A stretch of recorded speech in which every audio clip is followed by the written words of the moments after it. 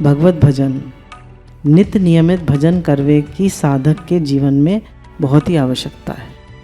जैसे आज हम लोग नाम जप की महिमा ले रहे हैं आजकल, तो कह रहे हैं भजन करने की साधक के जीवन में बहुत ही आवश्यकता है। अगर आप 2 घंटे, देखिए 2 घंटे एकांत में भजन करना आसान नहीं है। सुबह सुबह तो आदमी 1 घंटे आराम से बैठ सकता है, तो कह रहे हैं 22 घंटे भगवान आपका भजन खुद कराएंगे। और अगर आप 3 घंटे बैठ जाएं तो 24 घंटे भगवान कराएंगे, सोते जागते हर समय। और पहले आप एकांत में बैठ के एकाग्र मन से भजन करिए। अगर आप कर सकते हैं, इसमें नहीं चलते फिरते उठते बैठते खाते पीते बोलते चालते नहीं, ना किसी से बात करनी है, और आंखें बंद करके पूरा भगवान में ध्यान लगाकर, अब मन इधर उधर चला जाता है तो फिर बार बार भगवान से प्रार्थना करें, हे नाथ मैं आपको भूलूं नहीं, और फिर अपने मन को लेकर आए। नित्य नियमित भजन होने से चित्त में अत्यंत शांति एवं प्रसन्नता होती है। नियम निष्ठा पूर्वक भजन होता रहे तो कुछ काल में भजन में रुचि स्वतः ही उत्पन्न होने लगती है। कहने अगर आप नियम से निष्ठा से भजन करें बैठकर, और बैठ के कोई ज़रूरी नहीं है चलते फिरते उठते बैठते, पर कुछ समय बैठ के करें, कुछ समय, और संध्या का समय और सुबह का समय सबसे अच्छा होता है। इसमें कार्तिक मास में तो कहते हैं 5 बजे तो उठ ही जाइए, उठ के नहाने धोने में मत लग जाइए। वैसे तो वो तो कहते हैं कि भाई नहा धो के करिए, पर नहाने में फिर वो 1 घंटा लग जाता है, तो सारा ब्रह्म मुहूर्त तो निकल ही जाता है। आप फ्रेश होकर ब्रश करके मुंह धो के और अपना बैठ जाइए। फिर जब 1 घंटा बैठ हो जाए आपका तो अपना नहा धो लीजिए। फिर आपको और भजन करना है और कर लीजिए, पर ब्रह्म मुहूर्त का समय नहाने धोने में मत निकालिए। यानी नियमित और निष्ठापूर्वक भजन करेंगे तो भजन में रुचि बढ़ेगी और मन में बहुत शांति रहेगी। कोई विक्षेप नहीं होगा, आप चिल्लाएंगे नहीं, आप गुस्सा नहीं होंगे, आपका मन नहीं चलेगा, आपकी इच्छाएं कम हो जाएंगी, आपके मन में काम क्रोध नहीं आएगा, आपका मन बहुत शांत रहेगा। और आप इतना पैसा कमा के, इतना पद प्रतिष्ठा इकट्ठी करके चाहते क्या है? क्या चाहते? शांति। क्या चाहता है आदमी? शांति। कल एक हमारे आए हुए थे तो बता रहे थे कि पहले मैं इतनी मेहनत करता था, सुबह 6 बजे से उठ के रात के 2 बजे तक काम करता था। 6 बजे से उठ के रात के 2 बजे तक, और कहते थे बस मेरे दिमाग में पैसा ही पैसा, पैसा ही पैसा, पैसा ही पैसा घूमता था, कुछ नहीं घूमता था। हमारे पिताजी हमसे बहुत नाराज़ रहते थे, पर मेरी कुछ समझ में नहीं आता था। और जब हमें सत्संग मिला तो हमें समझ में आया कि भगवान ने हमें ऐसा काम क्यों दिया है। बोले हमें सोचते था मैं यहाँ क्यों हूँ, मुझे तो कहीं दिल्ली बम्बई होना चाहिए था, और कोई बढ़िया जगह होनी चाहिए थी, और खूब पैसा होना चाहिए था।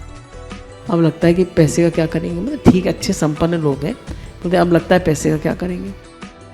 क्योंकि बड़े बड़े पैसे वाले देखिए कितने दुखी हैं, कितने परेशान हैं, कितना अहंकार है, कितना कलह है घर में, कितना ईगो प्रॉब्लम है। क्योंकि जितना पैसा होगा उतनी ईगो प्रॉब्लम होगी।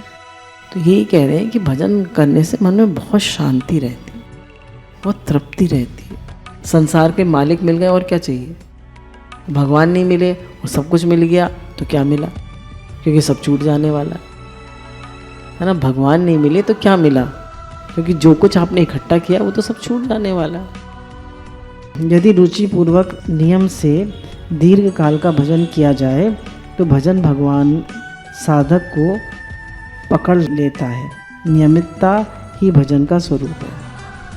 कहना अगर नियम से आप भजन करें एक ही टाइम पर एक ही जगह बैठकर, ये भी इम्पोर्टेंट है। आज इस कमरे में कर लिया, कल उस कमरे में कर लिया, फिर बरामदे में कर लिया, फिर वहाँ कर लिया। बोले नहीं, एक ही जगह एक ही टाइम बैठकर। और अगर तुलसी के पौधे के आगे किया जाए तो बहुत अच्छा है, क्योंकि तुलसी भगवान कृष्ण को प्रिय है और फुल ऑफ ऑक्सीजन है। वो तुलसी जो है आपको पूरी ऑक्सीजन देती है। तुलसी के पौधे को सामने रख के पूरे श्रद्धा विश्वास से, अगर भगवान का श्री विग्रह सामने हो तो और भी अच्छा है। और आपके मंदिर है कोई, उसमें आप बैठ के कर सकते हैं, आलती पालती मार के, तो और भी बहुत ही बढ़िया है। कह रहे वहाँ बैठकर एक ही स्थान पे एक ही जगह पे नियमित भजन रोज करिए, तो कह रहे भजन आपको पकड़ लेगा। और नियमितता ही भगवान का स्वरूप है। नियम से किसी भी भजन को करना और नियम से हर कार्य को करना, कह रहे उसके लिए बहुत विल पावर चाहिए, दृढ़ निश्चय चाहिए और उसको करना भगवान का स्वरूप। नित्य रात्रि में शयन से पूर्व ये विचार कर लें कि आज भजन में कैसी रुचि रही। साथ ही ये प्रतिज्ञा करें कि अगले दिन आज से अधिक भजन में उत्साह रहेगा। रात को सोने से पहले देखें कि भाई कैसी रुचि रही आज भजन में, और अधिक कल रुचि रही, पहले से अधिक रुचि रखेंगे भजन में। ऐसे भाव से भजन करें। अब हमारी रुचि तो दिन पे दिन घट रही है भजन में, तो हमारी प्रोग्रेस हो रही है या डिग्रेस हो रहे हैं? हमने तो कहा चाहे 2 माला का नियम करें, पर नियम करें। मत करिए 16 माला का नियम, मत करिए 32 का, मत करिए 1 लाख का। अब 2 का करिए, पर निभाइए नियम को। निभाना तो सीखिए। एक दिन तो आपने 1 लाख कर लिया, फिर दूसरे दिन से आप खुश हो गए। ऐसे नहीं। 2 माला का नियम है, पर उस नियम को निभाइए। जीवन में जो आपको मिला है, सेवा जो कर्तव्य मिला है, उसको निभाइए। तभी कह रहे हैं नियमितता जो है भगवान का स्वरूप है। नित्य को नियम नित्य ही पूरा कर ले, भजन में कभू आलस प्रमाद तथा अपेक्षा न होने पावे। कह रहे हैं रोज का नियम रोज पूरा कर ले, जबकि हमको तो बताया गया था कि भाई आज नहीं हो पाया आपका नियम पूरा, कोई बात नहीं, उसको कल कर लीजिए। पर ये तो कह रहे हैं रोज का नियम रोज ही पूरा कर ले। पंडित गया प्रसाद जी जो है, इनकी समाधि जो है गोवर्धन पर इनकी समाधि बनी हुई है, और बहुत सारे इनके विचार भी लिखे हुए हैं, और बहुत सारे लोग वहाँ बैठ के ध्यान करते हैं। बहुत नियम निष्ठा वाले ये संत थे। पूरा जीवन इन्होंने भजन ही किया, और इनको किसी चीज़ की इच्छा नहीं थी, ना कोई आश्रम बनाया ना कुछ नहीं, बस अपने उन्होंने पूरे जीवन भजन ही किया। नित्य को नियम नित्य ही पूरा कर ले, पुण्यन के फलस्वरूप भजन में रुचि बढ़ती है एवं रस की उत्पत्ति होती है। कह रहे जब जीवन में बहुत सारे पुण्य होते हैं तब भजन में रुचि बढ़ती है और रस की उत्पत्ति होती है। अब पुण्य कैसे हमारे बढ़े? कह रही भजन करेंगे तो पुण्य बढ़ेंगे। और कैसे बढ़े पुण्य?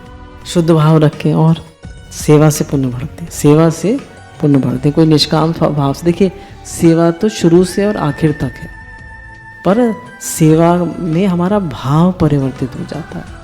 पहले हम अपने घर के लिए करते थे, बच्चों के लिए करते थे, ठीक है, पति की सेवा करते हैं, बच्चों के लिए करते हैं, पेट के लिए करते हैं। फिर सेवा का भाई मैं करता हूँ, वो जो फल मिले, एप्रिसिएशन तो मिले, कम से कम एप्रिसिएशन भी नहीं मिला, फल भी नहीं मिला, तो बोले सेवा का स्वरूप बदलता जाता है। वो सेवा किसके लिए हो रही है? भगवान के लिए हो रही है। फल की इच्छा नहीं है, भगवान ही कराने वाले हैं, उनके लिए हो रही है। आसान नहीं है, क्योंकि बार बार मैं आ जाती है, मैंने किया। और ज़रा कोई क्रिटिसाइज़ तो कर दे हम, तो एकदम गुस्सा आ जाता है, बुरा लग जाता है, ऑफेंड हो जाते हैं। तो बोले नहीं, सेवा तो शुरू से आखिर तक है जीवन का मतलब ही। क्योंकि देखिए अगर आप ये नहीं करेंगे तो जो मानसिक चिंतन करते हैं वो भी तो सेवा ही करते हैं। जो मानसिक चिंतन करते हैं उसमें क्या करते हैं? वो जो लीला चिंतन करते हैं वो लोग क्या करते हैं? सेवा करते हैं, मानसी सेवा करते हैं। आपका सेवा का भाव नहीं होगा तो मानसी सेवा भी नहीं कर पाएंगे। तो वही ना, सेवा का स्वरूप बदल गया, बस हो तो सेवा ही रही है। शुरू से आखिर तक जीवन में सेवा से पुण्य बनते हैं। शरीर मिला ही सेवा के लिए, फिर भजन भी सेवा है, भजन करिए भगवान का। और देना रूप क्रिया यज्ञ है, तो देने से पुण्य बनते। किसी की सहायता करने से, किसी के काम आने से, किसी के काम जो आए उसे इंसान कहते हैं, उसे भगवान कहते हैं। तन से गुरु की सेवा, गौ की सेवा, जो लोग दुखी हैं परेशान हैं उनकी सेवा, और संतों की सेवा, है ना। तन से तो ये हो गया मन से सबके लिए शुद्ध भाव, और धन से जो हमारे पास धन एक्स्ट्रा है, जो भी हमें मिला है, कोशिश करें भाई सबके लिए। जैसे दादा भगवान ने कहा ना कि भाई मैंने अपने पोतों पोतियों को तो आइसक्रीम खिलाई, और भी 8-10 बच्चे खड़े थे तो क्या मैं इनको भी आइसक्रीम खिला सकता हूँ? तो सबको खिलाई। मतलब ये तो एक बहुत छोटा सा एग्जाम्पल है। मतलब हाँ, जैसे गुरु भगवान कहते हैं सबके लिए जो भी कुछ हमारे पास है वो सबके लिए हो, देने का भाव हो, लेने का भाव ना हो, प्रकृति में देने का भाव हो। जो जयदयाल गोनका जी थे, वो जितने भी सेठ लोग आया करते थे सत्संग में, सबके ड्राइवर्स को 10-10 रुपये दे देते थे, कहते सब जाके सत्संग में बैठो, सत्संग सुनो। पीछे बैठ जाते थे, वो लोग भी सब सत्संग सुनते थे। तो कहने का क्या मतलब है कि हर तरह से सेवा हो और सबको भजन में लगावे, दो अच्छी बात बतावे, तो ये सब सेवा है, ये सब पुण्य बनते हैं आपके। सबसे उत्तम पुण्य है सबको सुख पहुँचावे की भावना तथा भजन करवे वारे की सब प्रकार से सहायता। कह रहे सबसे बड़ी सेवा क्या है, सबसे बड़ा पुण्य क्या है कि सबको सुख पहुंचाने की भावना, मेरी वजह से किसी को दुख ना मिले, सबको सुख पहुंचा। अपने घर वालों को तो सभी पहुंचा देते हैं, अपने 2 बच्चे और अपने मियाँ बीवी सबको तो सुख पहुंचा ही लेते हैं, पर सबको सुख पहुंचाने की भावना और भजन करने वाले की हर प्रकार से सहायता। जो भजन कर रहा है उसकी हर प्रकार से सहायता करें। भजन में आनंद मिले यह के ताई उपाय है, अधिक सो अधिक एकांत में बैठ के सब प्रपंचों सो बच के नियम सो भजन करवे।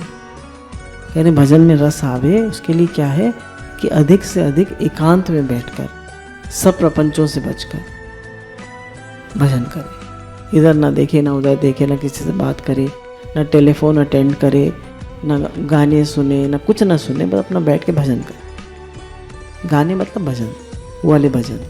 आयु के साथ साथ अन्य कार्यों को धीरे धीरे कम करता जाए, भजन बढ़ाता जाए। वृद्ध अवस्था में एक बार भजन में ही लग जाए। अब क्या होता है, जैसे जैसे उम्र बढ़ती है पोते पोती हो जाते हैं घर में, ठीक है ना, तो अब मन क्या करेगा कि हम इनको खिलावे, इनकी तोतली भाषा सुने, और वो भी कहेगी, बहू बेटे भी कहेंगे पिताजी दूध ले आओ, पिताजी फल सब्जी ले आओ, माताजी तुम खाना बना लो, बहू तो काम करती है, अब पोते को तुम ही देख लो। तो कह रहे हैं कि वृद्ध अवस्था में और सब काम कम करता जाए और भजन बढ़ाता जाए। अब आपका जीवन अगर किसके लिए बचा है, सबकी शादी हो गई, आपका जीवन भजन के लिए है, काम धंधों के लिए नहीं है। नहीं तो जीवन भर काम धंधे ही करते रहेंगे और बच्चे सुख भोगेंगे। आपने भी तो अपने सास ससुर की सेवा करी या नहीं करी? अब वो ना करें, सेवा ना करें, आप फ्री हैं थोड़ी देर खिला लीजिए, खेल लीजिए, हंस बोल लीजिए, पर सारे दिन उनकी सेवा में मत लगिए। बच्चों को ऐसी आदत पड़ जाएगी, मम्मी तो फ्री है, क्योंकि भजन तो बेकार का काम है। उनकी नज़रों में भजन तो बेकार का काम है, माला लेके बैठी रहती है मम्मी को, तो कोई काम है नहीं। तो उन्हें ये नहीं पता कि दुनिया का सबसे बड़ा काम कर रही है मम्मी, तो उनके लिए भजन की कोई इंपॉर्टेंस नहीं। तो कि मम्मी आप जरा खाली बैठी हो, जरा बच्चे को खिचड़ी खिला दो, जरा बच्चे को देख लो, जरा ये कर दो, जरा वो कर दो। अब मम्मी भी सोचती है चलो मैं ये कर दूँ, मैं वो कर दूँ, बस यही होता रहता है और ज़िंदगी ऐसी बीत जाती है। तो कह रहे हैं जैसे जैसे उम्र बढ़े तो और सब कामों को कम करता हुआ भजन करे। श्रीमद् भगवत सेवा के भाव सो एवं भगवत प्रीति अर्थ जो भी किया जाए वह को भगवत भजन ही कहे हैं। कहने भगवान की सेवा के भाव से और भगवान की प्रीति अर्थ भगवान के प्रेम के लिए जो भी किया जाए वो सब भजन ही है। भगवान की सेवा मानकर कृष्ण अर्पण जो भी आप कर रहे हैं और भगवान के प्रेम के लिए जो भी कुछ आप कर रहे हैं वो सब भजन ही है। श्री भगवान नाम जप अब इन्होंने बताया क्या क्या चीज़ें भजन के अंतर्गत आती है। नाम जप, सदग्रंथ का पाठ, श्री भगवत सेवा, श्री भगवत भक्तन की सेवा, श्री भगवत लीला का कथा श्रवण, सत्संग, स्वाध्याय आदि आदि, ये सब कह रहे भजन के अंतर्गत ही आता है। तभी मान्यो जाएगा भजन भयो चित लाए, जब शुभ से शुभ काम को नेको न मन ललचाए। कह रहे हैं कैसे पता चलेगा कि हमारे जीवन में भजन ठीक से हो रहा है, कि कितना भी बढ़िया शुभ काम आ जाए पर हमारा मन जरा भी ना ललचाए। ये भी कर लूँ, वो भी कर लूँ, ये भी कर लूँ, वो भी कर लूँ, कर ले भैया। जिंदगी भर काम ही करता रहना और काम करते करते मर के चले जाना। तो कहने कब भजन हुआ पता चले, जब बिल्कुल भी किसी काम में मन न ललचाए। सबसे अधिक भाग्यशाली वही है, हाँ केवल वही है जाके अंतःकरण में भजन करने के अतिरिक्त अन्य कोई अभिलाषा को अंश ही न रह जाए। सबसे ज़्यादा भाग्यशाली वही है जिसके हृदय में भजन के अलावा कोई इच्छा रह ही ना जाए। हे नाथ, मेरे मन में आपकी स्मरण, भजन, सेवा के अलावा और कोई इच्छा रह ही ना जाए। हे नाथ। कह रहे हमारा भजन होने लगे, ये ही भगवत कृपा है। भगवत कृपा क्या है? भजन होने लगे, भजन में प्रेम बढ़ने लगे, यही भगवत कृपा। गुरु भगवान के अनंत शुक्राने।